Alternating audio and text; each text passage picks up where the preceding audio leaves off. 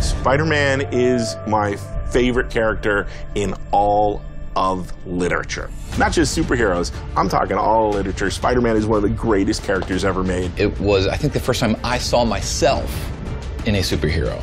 It's a new kind of hero that Spider-Man presented, and that's something we're really trying to capture. He wasn't like some billionaire playboy. He wasn't an alien from another planet. He was that guy down the block. Every great Spider-Man story is also a Peter Parker story. One of the most beloved characters around the world. He is us. When you grow up, everybody feels like they're picked on. Everybody feels like no one understands them. That was Spider-Man. With Fisk behind bars, what's next? Maybe Peter Parker can have more of a life. He wants to go on that date, but oh no, there's Electro. Oh no, there's Rhino. Oh no, there's a bank robbery.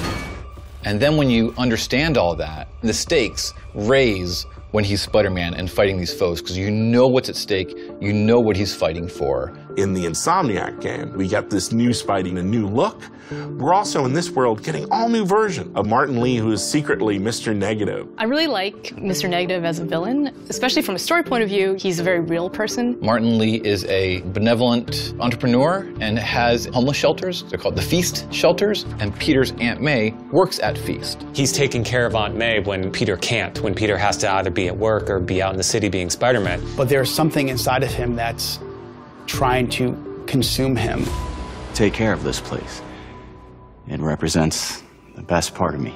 We're really kind of poking at that idea of how some people have a dark side. The question is whether you give into that dark side or don't. That duality means if you're taking down Mr. Negative, you're also taking down Martin Lee. When you're Spider-Man and you learn that secret, what a conundrum. Then the question is, it's like a ticking clock. How long until Martin Lee knows that I know who he is? Please, this is crazy! This isn't you! You don't know me! From a visual point of view, what's really cool about him is that he's actually got this really cool negative effect where he becomes negative. And then that is connected to his powers. He's able to bring out someone's dark side. And then he can also, in our game, he can do these blasts of his negative energy. You're going to see, swords or guns or even whips imbue with this negative power. And when it comes to Mr. Negative himself, those powers just amplified even more. Everything you care about will be destroyed. The people will beg you for help, but you won't be able to save them. Stop!